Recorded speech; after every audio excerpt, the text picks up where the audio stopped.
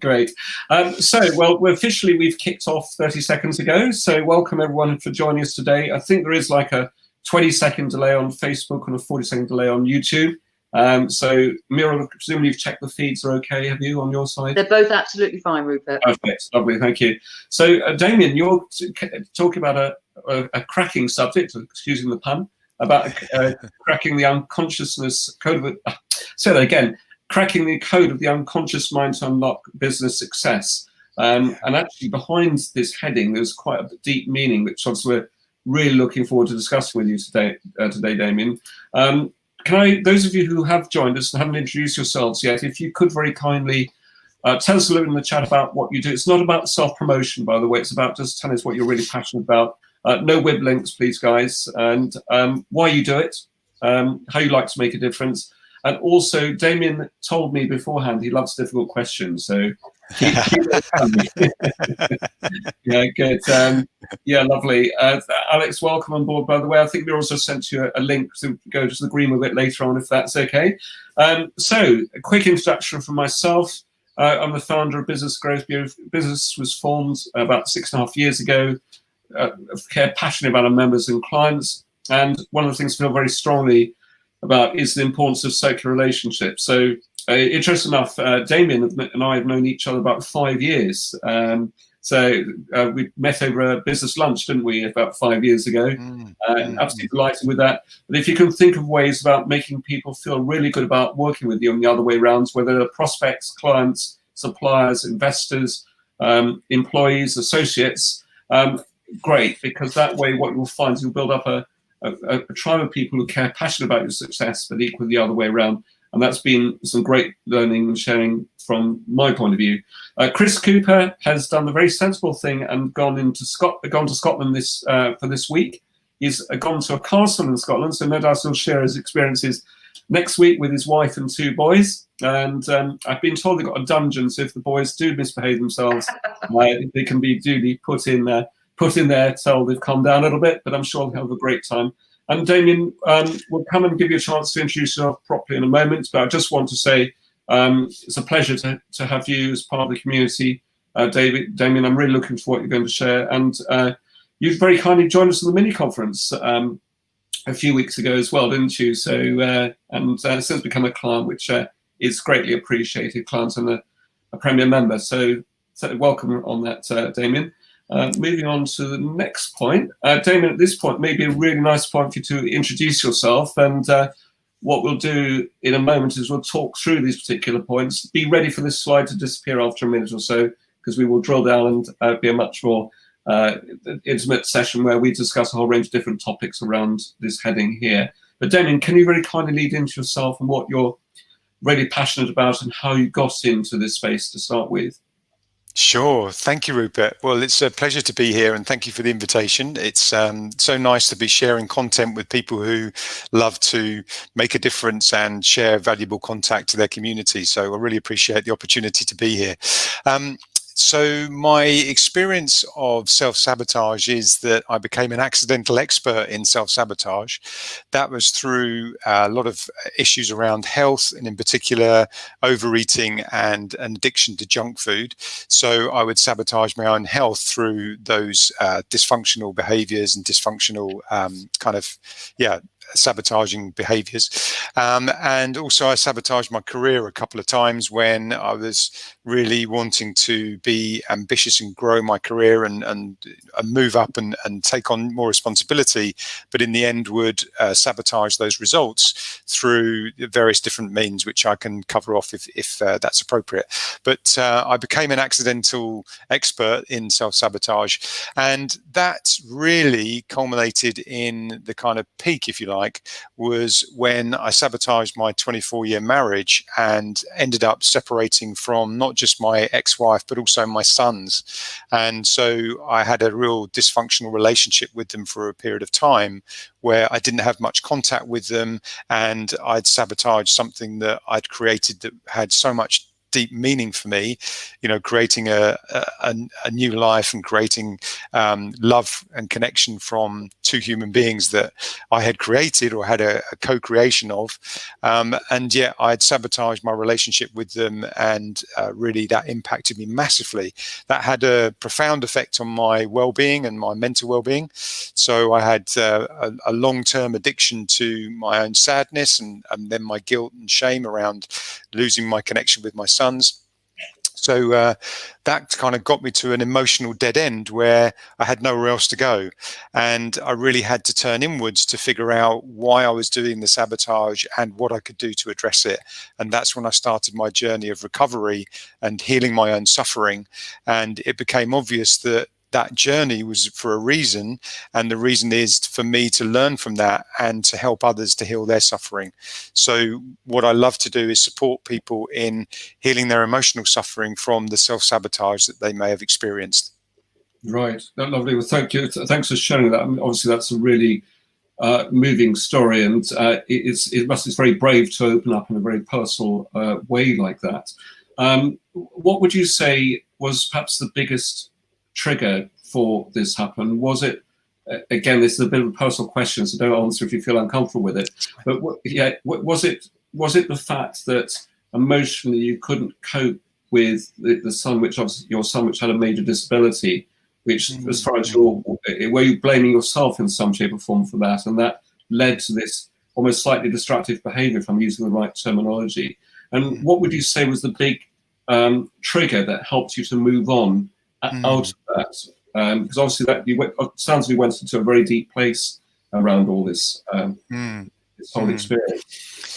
Yeah, thank you. And of course, I'm more than happy to share, because as the Mayans say, the light is through the wound. So the emotional wound that I'd experienced was something which was causing me an immense amount of long-term sadness, to the point where I was sabotaging my own life and my own results and relationships as a result of the kind of long-term addiction to the guilt, the shame, the fear, the anger, the sadness, all of that was affecting me. So I'm going to class those, when we talk about that during the session, I'm going to class that as negative emotion. So it was something very negative that I was experiencing, and that was causing me to sabotage.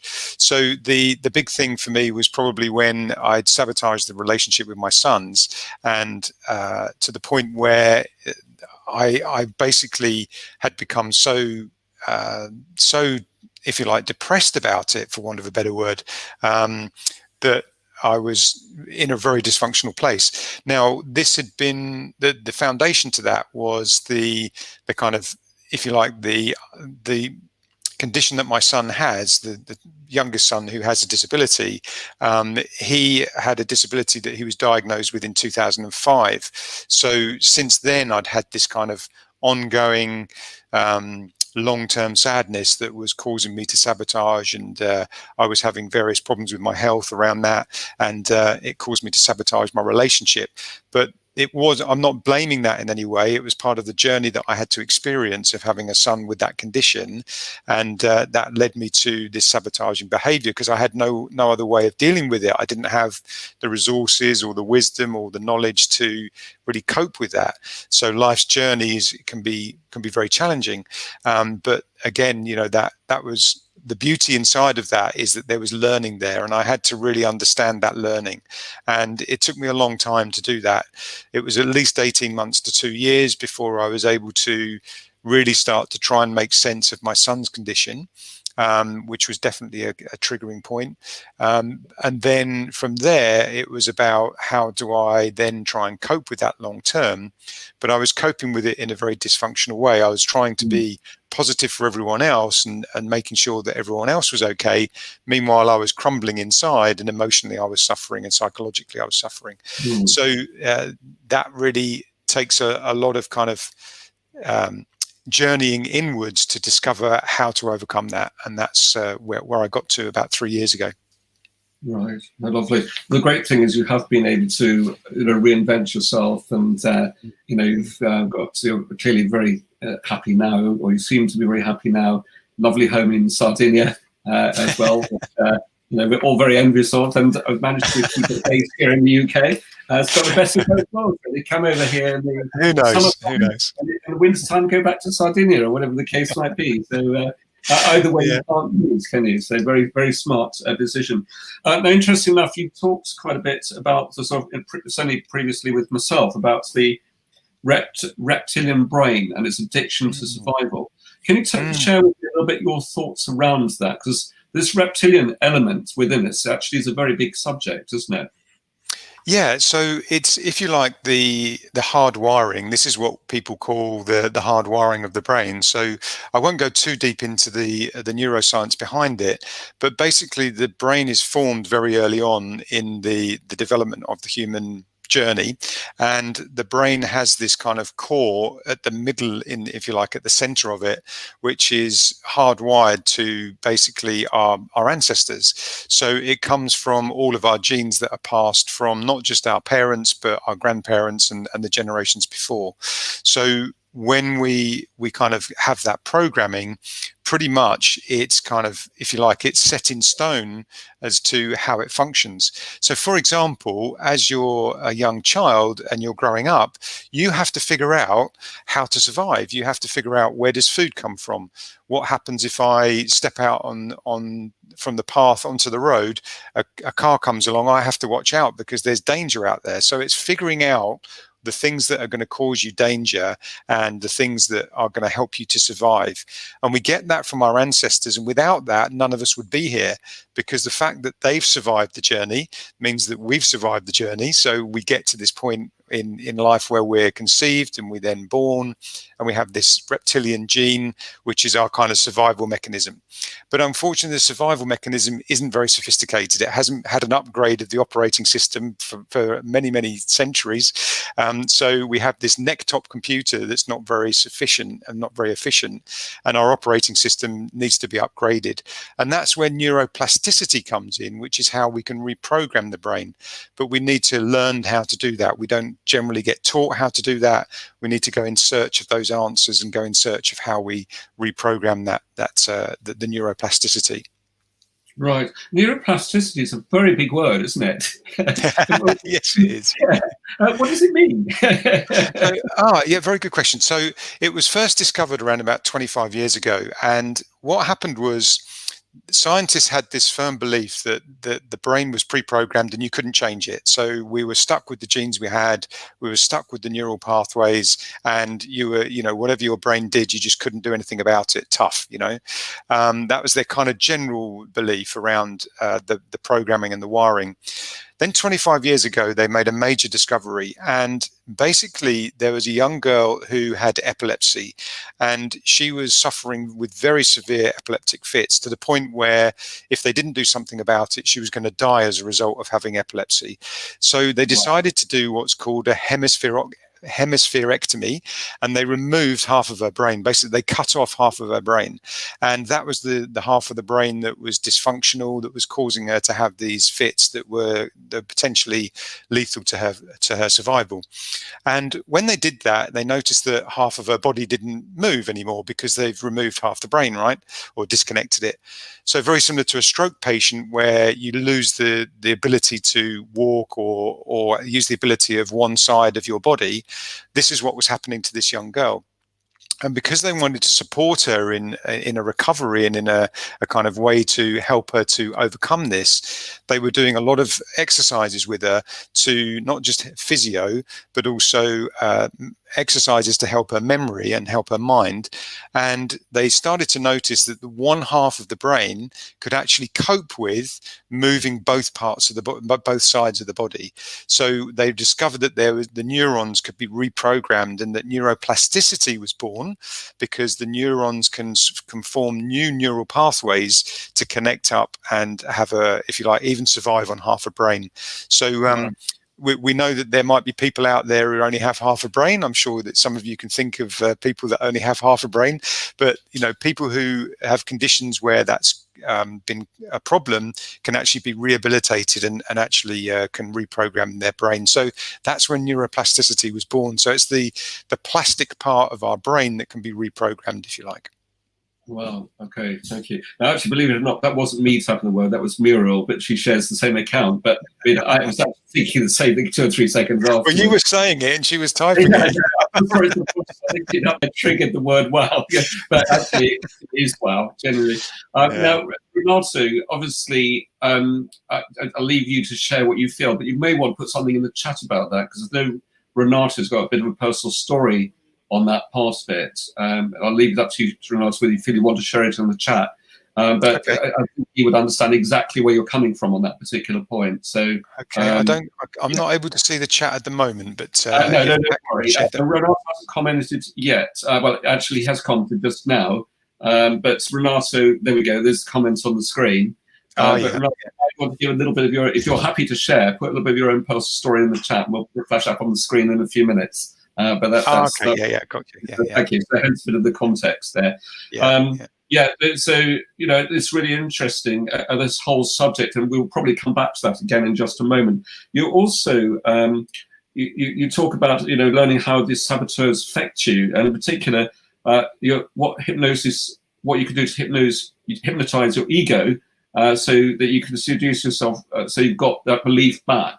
Can you just tell us a bit more about your thoughts around that? What strategies you talk about as far as that's concerned? So the context of that is that we are programmed with this survival mechanism, and as a result of that, the unconscious takes over the executive functioning of our mind and of our persona, and it convinces us that we have an identity that we put out to others, and the identity that we associate with.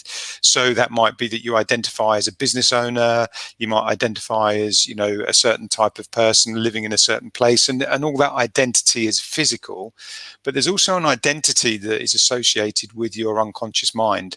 And the unconscious then seduces you to believing that that's who you are. So you're effectively putting this mask on, and you're creating this identity that is the unconscious ego's impression of who you are. It's their version of who you are, but that's not the truth of who you are, because it disconnects you from the truth of who you are, and that lies within inside your heart, within inside your soul, within inside your journey on this, in this lifetime, and the unconscious kind of disconnects us from that. So the unconscious hypnotizes us and seduces us into believing that we are our identity. But if you look at the work of many philosophers like Joseph Campbell, you look at the work of psychiatrists such as Carl Jung, for example, they talk about this journey, they talk about the identity. And if you go right the way back to Plato, he talks about, I am not the fire, I am not the shadow, I am the all. And when you start to really get inside of that, you realize that you're the creator, and you created this identity, but you also have the ability to create beyond that identity and be the creator of the results that you want to manifest in life. But we lose connection with that, and we start to believe that all we are is our identity that our unconscious has made up about us. Right, yeah, that's absolutely fascinating. In fact, Renato, you might want to have a quick read of those points, just making that, just in case there's anything you want to particularly reference in terms of those questions. And then I think he goes on to say, sorry, I think Mira and I are fighting the same screen here. He then goes on to talk about this as a point of interest, which is quite an interesting one. It's just sharing some knowledge about his own a good book that's been written. So that's lovely. Thanks, Renato, for that. So that's really good. I mean, the reptilian part of the brain also could be incredibly, as we talked about here, could be a very, very powerful concept. Incredibly. A lot of our responses are based on, or how we engage with things are based on what our reptilian part of our brain actually communicates with the logical part of our brain. If I've got that correct, this is not my expertise expert area. I'm sure you can give us a bit more enlightenment. Let me explain it in this way. The human brain is capable of an average approximately 60,000 thoughts per day.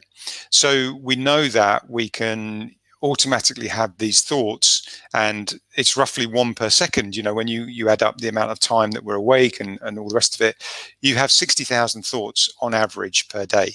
Some people have more than that, some people have less than that, but we'll say 60,000 is a figure that we can take as an average. Of that 60,000 thoughts, or of those 60,000 thoughts, 95% of them are exactly the same as the previous day's thoughts.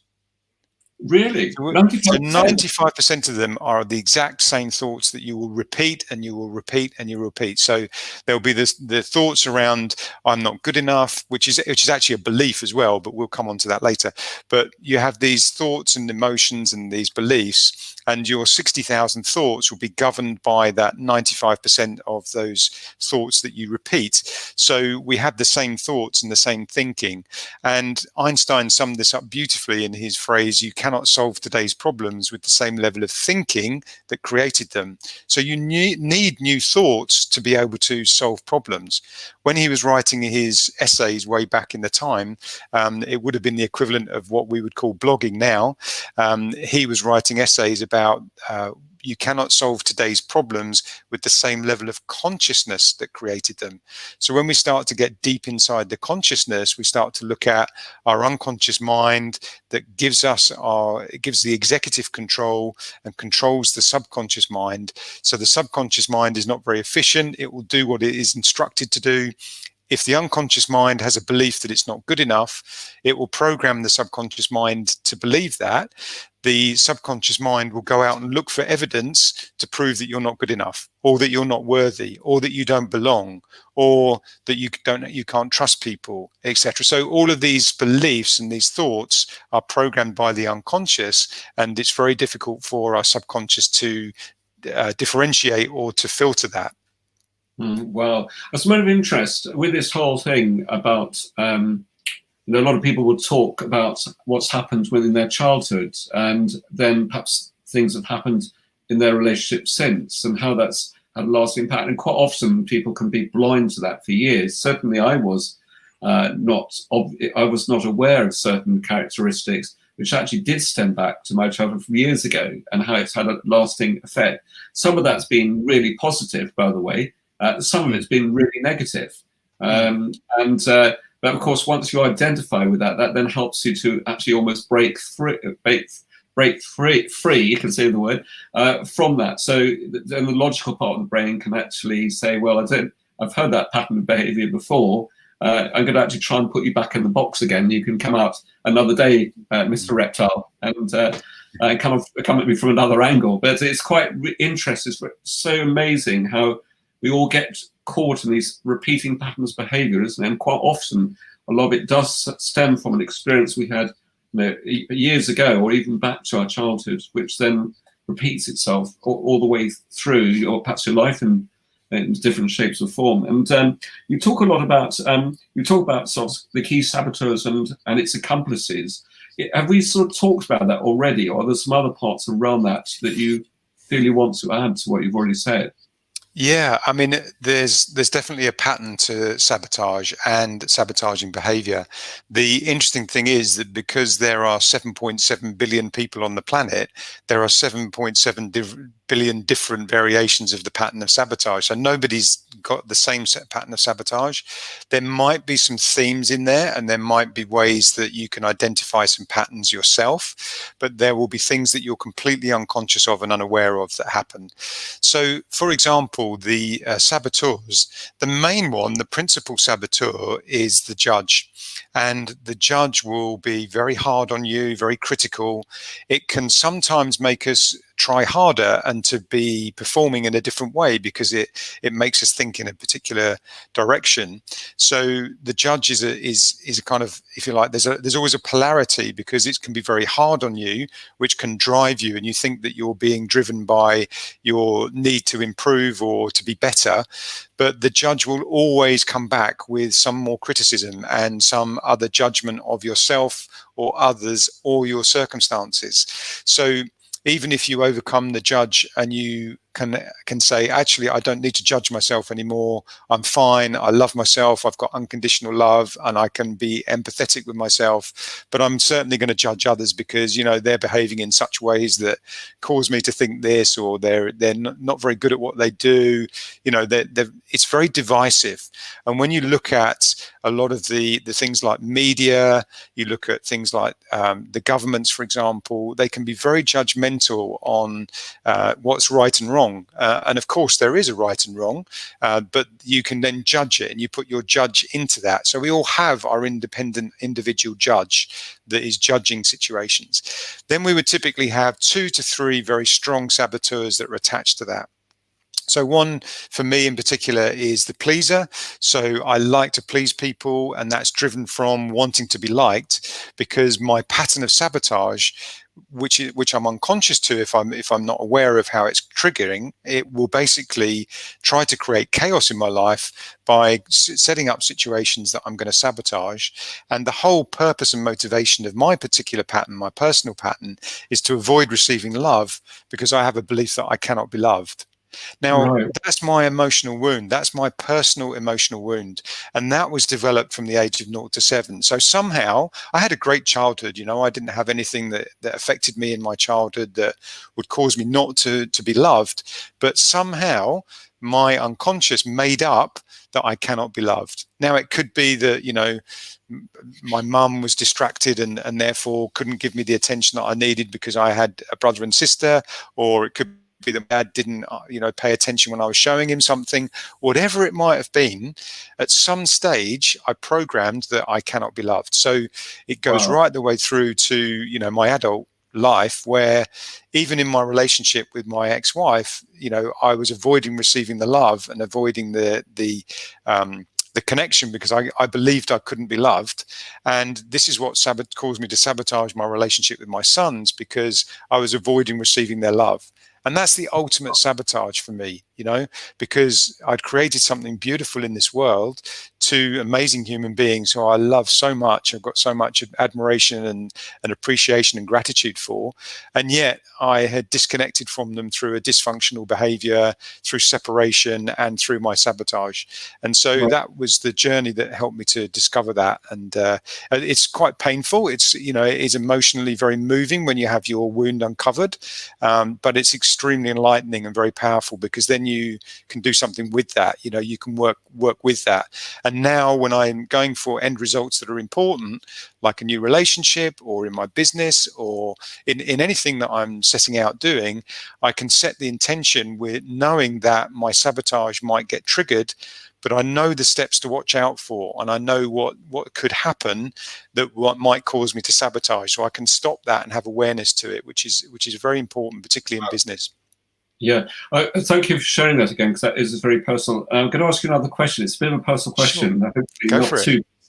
But as a point of interest, is there something in there which is actually almost, from a reptilian point of view, saying I don't want to get too close to someone? Are you worried about possibly letting go of your guard? Is that part of the trigger? It's not part of my personal trigger. Of course, we're always apprehensive of being vulnerable, and we have to learn that we're scared of being vulnerable in front of others. So for me, I was always being very positive on the outside. I was always being strong for other people. I'm quite a positive person, and that's part of the makeup of who I am.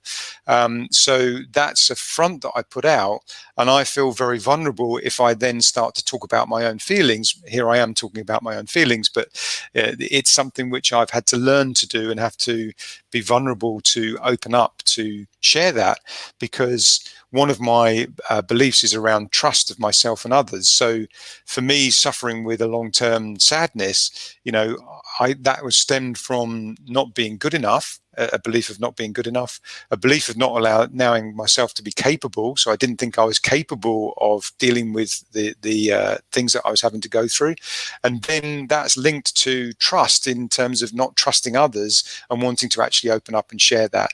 So again, that's a kind of something that I had to really learn about. And vulnerability is a beautiful gateway, because on the other side of that threshold that you fear the most, and with this threshold of vulnerability, if you like, the threshold of emotions where you can get through that, you can really start to open up to what's on the other side of vulnerability, which is the whole world that opens up for you, because you see the beauty of human kindness. I'd never experienced that previously. I'd never really paid attention or noticed it until my son was diagnosed with his life-limiting condition.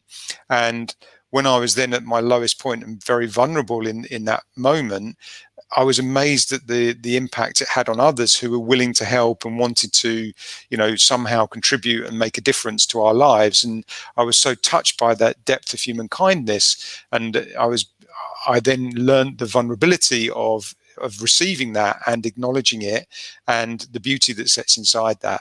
So vulnerability is actually very, very powerful. There's a couple of superpowers that I talk about. Vulnerability is definitely one of them, for sure. Right. Well, again, thank you for sharing that, because it's very personal, and it's good that you've been able to turn your experience as a force for good as well. And you talk about sort of cracking the code of the unconscious mind, unraveling your unique pattern. What's that exactly? Or how do you do that?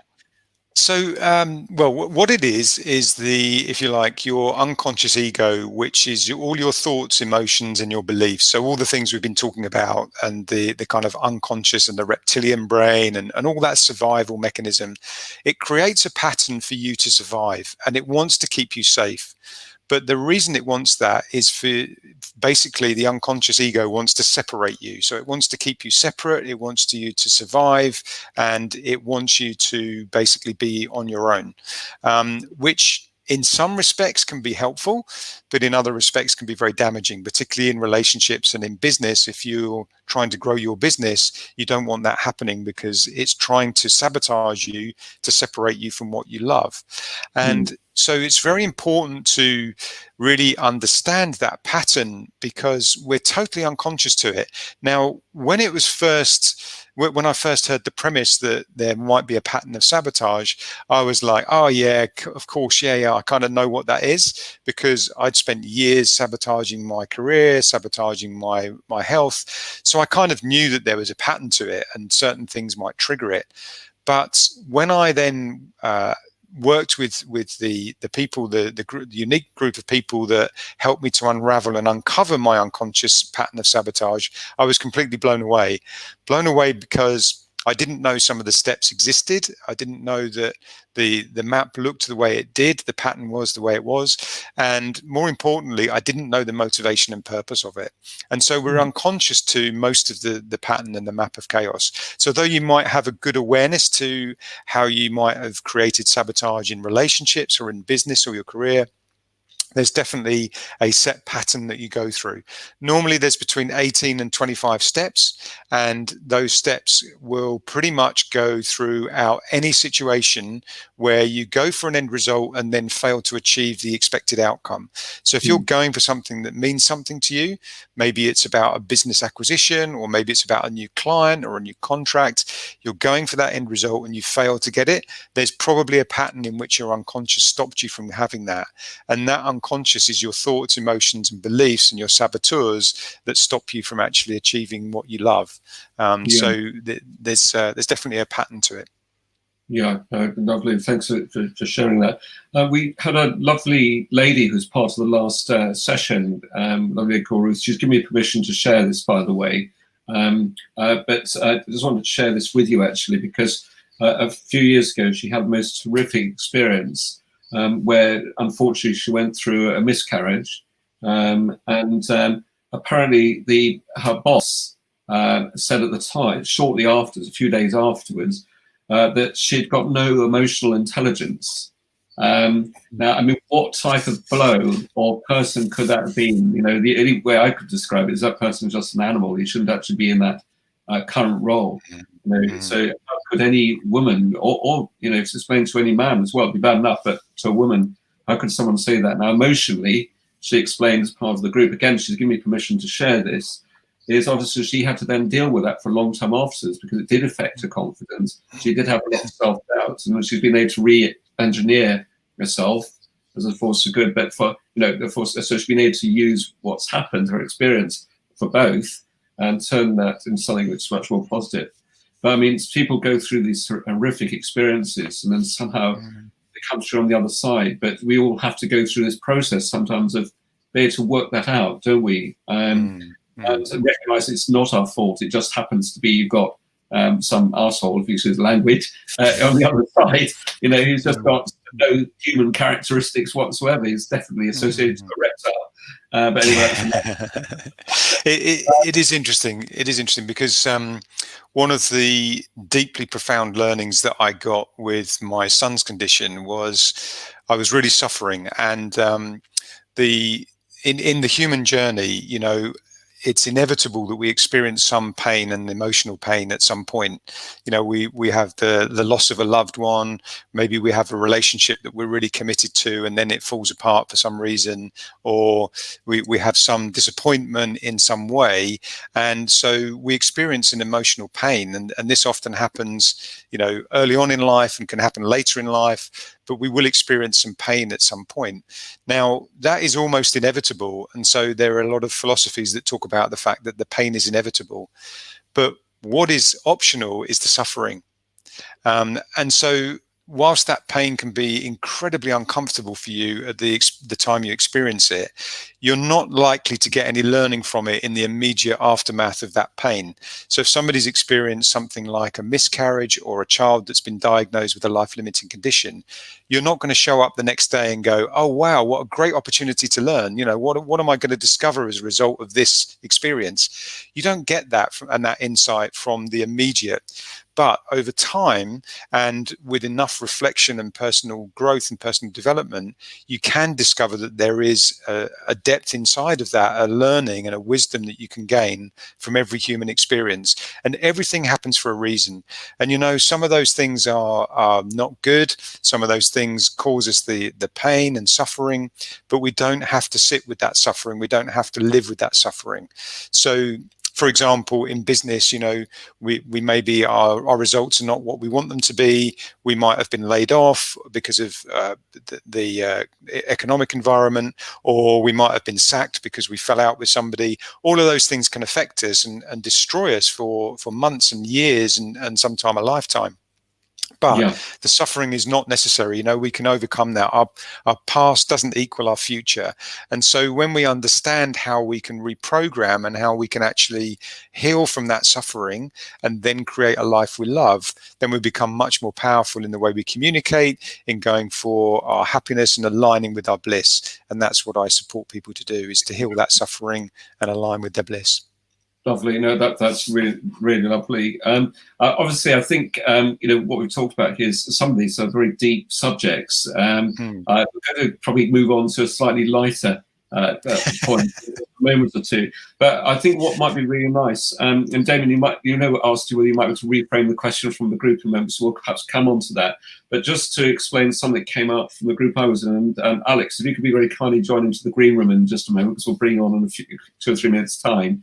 But some of the other points raised, certainly on my table, was really interesting. There was 2 people on my table. One was really interesting because a lovely lady called Leslie, she's got this self-limited belief about being able to handle phone calls. She actually hates anything to do with sales. But she's been able to re-engineer her business, very interestingly, so that she's put strategies in place. So she's got a really good nurturing process. So people are coming to her and they're actually asking to have those conversations. And she's now in her comfort zone. She's in her element and she loves it. But it's just this whole issue about self-sabotage when dealing with phone calls or perceived sales calls, interesting one. There's another lady also on the same table who actually has a very similar self-limiting belief. And the good thing is she's taken a very positive steps to move forward. So first of all, she's engaged with ourselves and she's a very valuable member of the community and everything else like that. But she's putting through a whole process now so she can also follow a similar type of journey. And I think that's where, if you've got certain self-limited beliefs, which for one reason or another you find perhaps difficult to deal with, invariably there are other solutions around it. It's about being a bit smart, isn't it? Yeah, but on your table as well, I know there's a few points that came out there. Was there a particular common question that came out from that, which might be worth just touching on briefly? Yeah, I think the key thing was the kind of, why do we sabotage our results? Because people, when they're going for things like business and they're busy developing their business, something comes along to distract you, something comes along that's nothing to do with that, or something happens in a project that causes you to be distracted. So, you know, the key question was really, why does that happen? And it's interesting because the unconscious basically is always looking at ways to be able to create chaos for you. And that may seem a bit dysfunctional, but it comes from this reptilian response of trying to separate us and keep us in survival mode. So if you feel at any point that you're not focused on an end result that you're achieving, and you're just focused on the kind of survival and just trying to kind of keep up, then you're probably being affected by your unconscious, because the unconscious is all about that survival and suffering.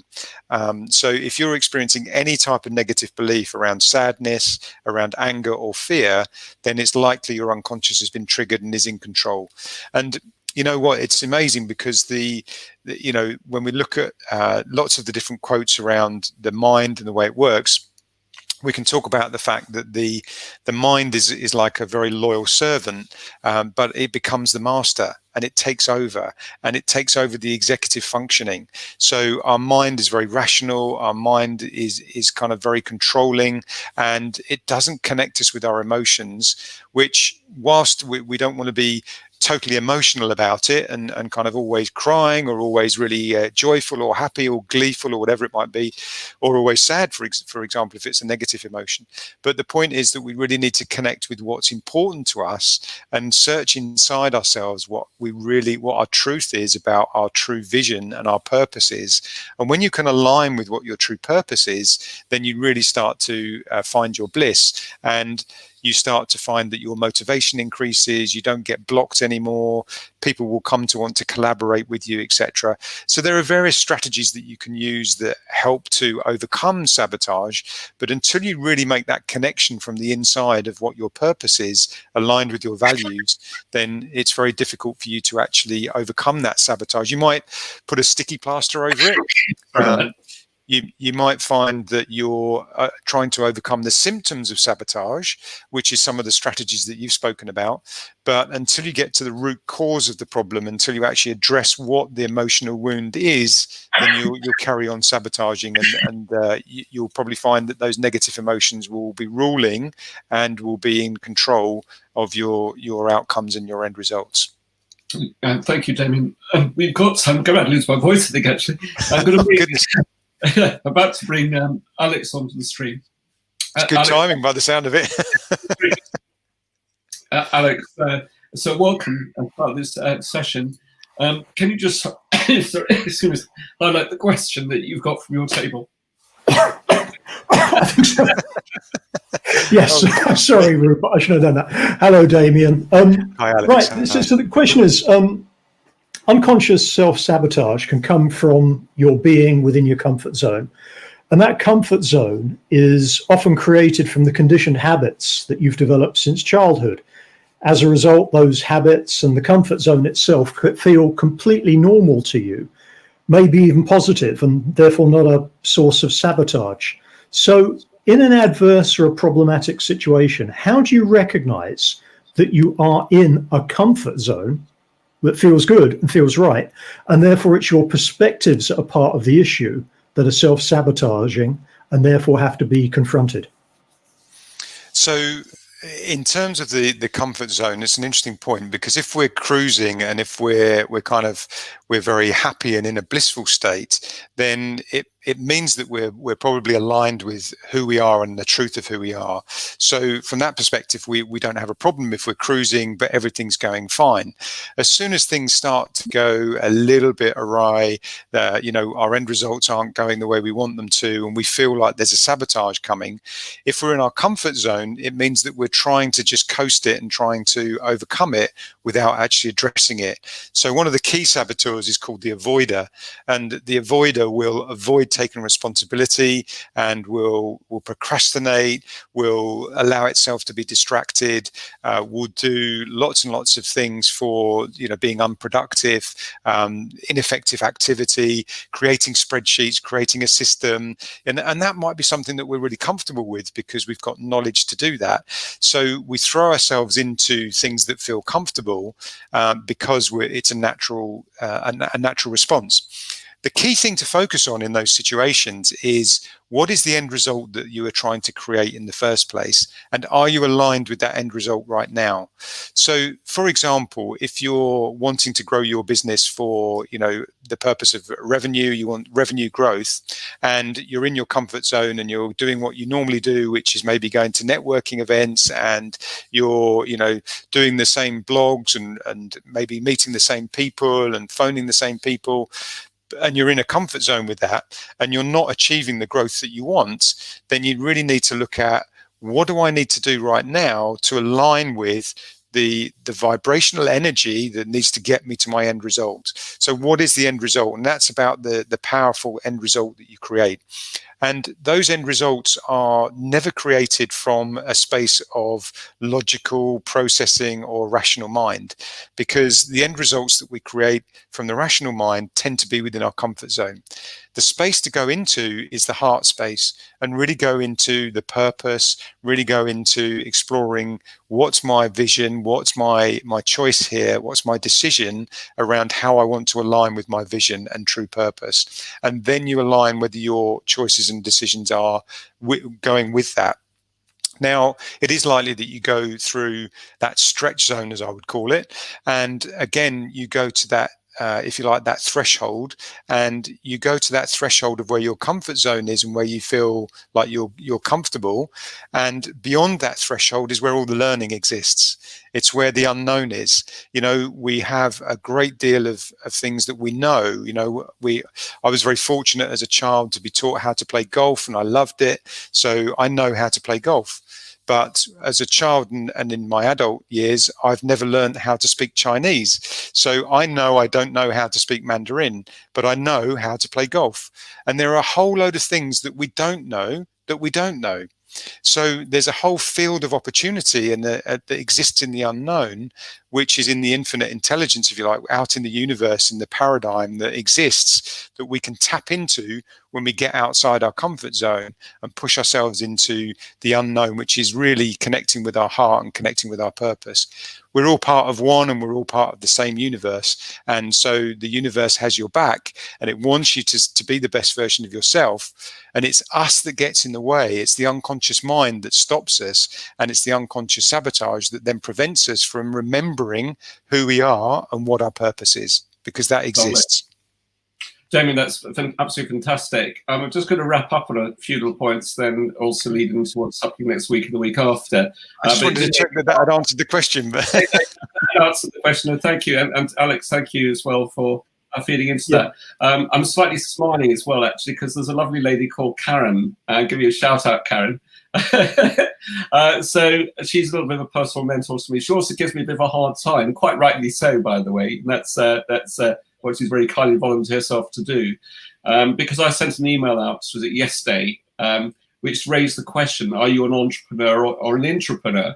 And I've corrected on a point of the terminology with that one, because an intrapreneur, strictly speaking, has another definition. And I'd actually changed the word intrapreneur. I'd hijacked it to mean something slightly different.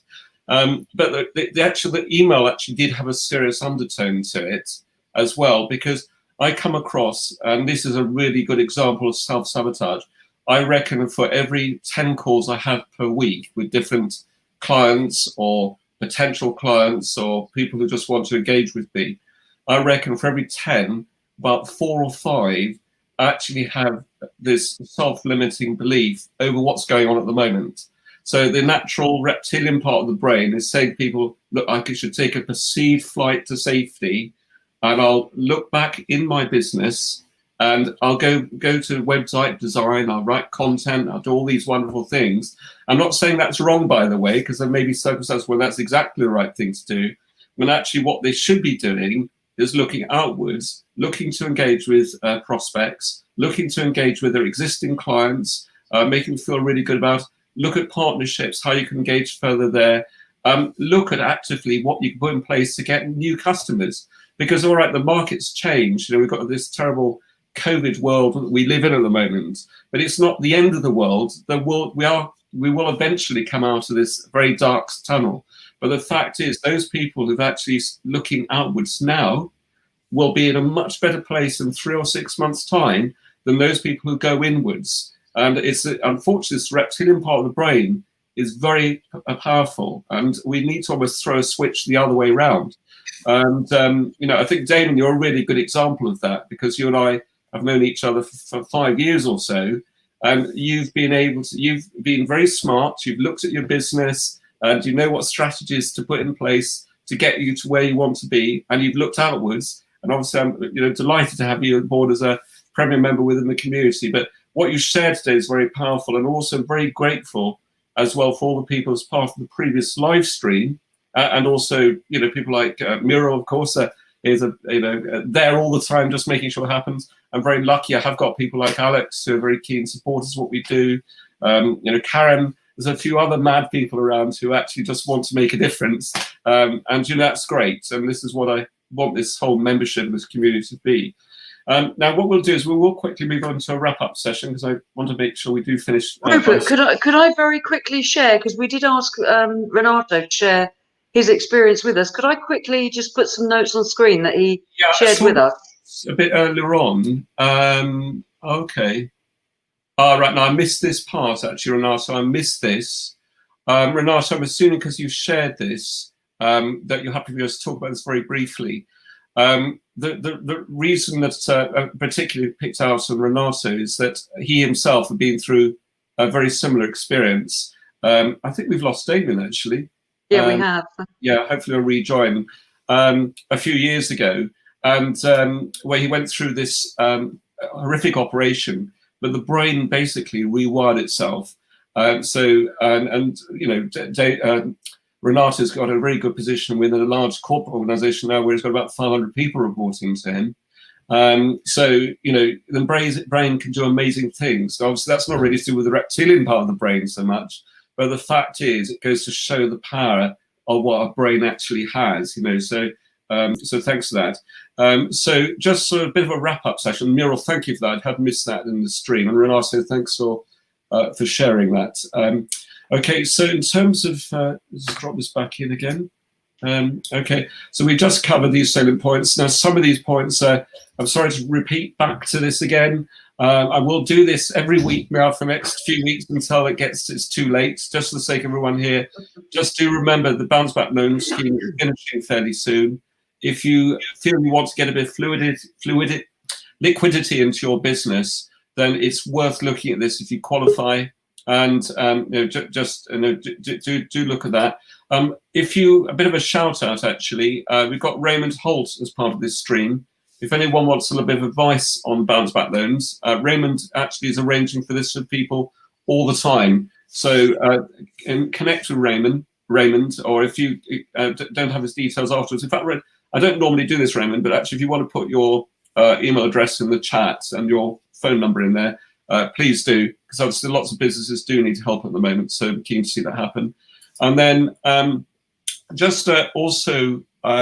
we'll be going to this a lot more next week, but I would ask everyone to think here about how you can help others and refer new opportunities into other clients or other associates you work with. But also here as well, now we're running these events free of charge for your benefit. We love to share value, and obviously Damian's shared his time very freely today, so thank you for that. But what I would actively encourage you to do is very much going with a referral mindset. I've noticed today the numbers have gone up quite a bit on the networking collaboration session beforehand, so obviously something's going right. But please do, if each one of you who came along today, if you could think about 1 or 2 other people you would like to introduce into this, bear in mind it's free. Then that's great, because this is going to make it much more fun, dynamic a set of opportunities we're doing through these collaboration sessions and networking.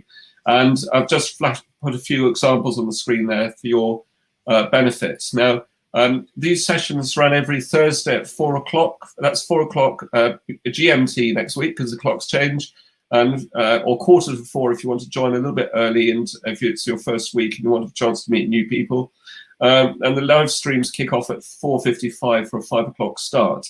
Now next week, we may remember we had Marco Robinson on last week. He shared a lot of his own experiences and talked about his film he'd released and shared lots of top tips and sort of developing and growing a business.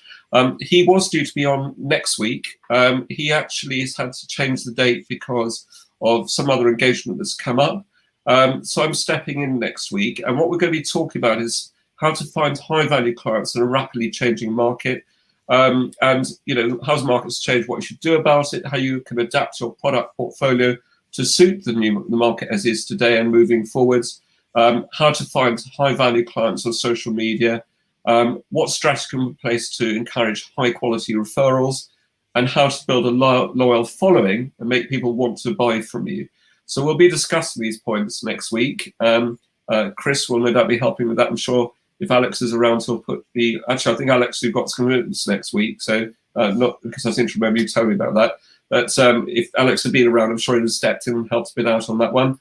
And then we've also decided to run these mini conferences every month now. We were running them every 3 months, but we've actually decided now to run them every month. It'll be a bit of a different, similar format, but we're running it over an afternoon rather than over 3 sessions. And the next date is the 3rd of November. The one after that is the 1st of December. So, and if you wanted to book for that, and I've noticed that several people have actually been on the previous 2 mini conferences and actually decided to book the 3rd one with us, so which obviously we're very flattered about. But to get access to these, you very simply go to the homepage of our website, which is businessgrowthbureau.com, and you can choose to register for free online networking live streams, and you can choose the recurring option as it's indicated below, in which case you can book in for multiple weeks. If you can join us at the mini conference, do register. If you can't make the mini conference, or you want something which is more condensed, you can take part in what we class a 60-minute on-demand webinar. They repeat every 15 minutes, and you can join in on that. It's like a condensed version of the mini conference. You can join in that way. And also what you can do is set a reminder up on Facebook. If you've enjoyed today, please do like it and share it. The more you help us in that, the more we can give back to you. And equally, the same applies on YouTube. If you like what you're seeing, do press that button and press that bell to set a reminder up. And feel free to join in. We do recognise that it's a very lonely journey out there at the moment. There's probably something that's been demonstrated here. There's lots of people who really do care. I think everyone on this call today and on this live stream, I could speak on behalf of those and say you're here because you do care and want to be part of something. And we recognise where you're running a small organisation or a much larger one, that it can be a very lonely journey. We're here for you, and everyone here is to help and support. And the contact details are here. Damian, I'm glad you managed to come back in at the last minute. That's the trouble of living in a lovely country. You have the odd thunderstorm or something that gets in the way with your mobile Wi-Fi or whatever you're using. So it serves you right for being such a nice place. So Damian's web address is there, damianculhane.co.uk. Mobile phone number, that diverts to Sardinia, so there's no charge for the converted part of the final leg of the call, no extra cost. It's all part of your minutes on your phone. And also Damian's email address is there below as well. So I just want to wrap up and just say thank you very much for taking part today. I don't know if anyone's got any closing questions. Muriel, do you want to give us any quick feedback in terms of how you feel it's been today and what you've taken out of it? Oh, wow. What did I take out of it? I don't know where to start, actually. There was so much content. It was so good, Damian. 100%. What did interest me was the 60,000 thoughts per day on average. You wouldn't believe it, would you? and 95% are the same as the day before. How boring. I need to think new things. No, really great session. Thanks. Lovely. Alex, have you got any sort of closing thoughts of today? Yeah, I thought the point when Damian answered our question was very good. When you talked about the avoider, and one of the things I think you find with people working from home at the moment is some people find it very difficult to work from home. And what they find is distraction activities, avoiding activities. Oh, before I start work, I'll just go and empty the dishwasher. Something they never do in their lives, but they do. That cupboard needs organising, doesn't it? And I better check my desk's nice and tidy. So I think the avoider is a very, very powerful saboteur that is really coming to the fore as people try to cope with working at home. Yeah, absolutely. And the interesting thing is that we were just talking about it in the session just before I got cut off, unfortunately. But we're talking about the fact that everyone's fear has been triggered. So the fear response is to go to something that feels comfortable, and doing something like our avoider saboteur is comfortable because that's something we know we can do. So it's procrastination and it's the distractions, and the avoider is really good at triggering. But there's 10 of them, so that's just one of 10, and unfortunately we don't have time to go into depth with all of them. But definitely the saboteurs get triggered when our fear response comes in, which happens through the current situation. That's definitely triggering a fear response in people. Yeah, lovely. No, thanks for sharing it. I'm sure we'll be delighted to have you on again. It's, if you feel keen to volunteer at some stage, so we'll perhaps give it would be a pleasure. It'd be a pleasure. Yeah. Right. So in which case we'll call it a wrap, everyone. Damian, Alex, and Mira, if you could stay on just a couple of minutes. But thanks very much for joining this week. Do join in next week and think about who you'd like to introduce to be part of this. We want to make this a very active, vibrant community. And thank you very much for joining us today. Take care, everyone. Thanks, Rupert. Thanks, everyone. Bye-bye. Thanks. Bye-bye. Bye.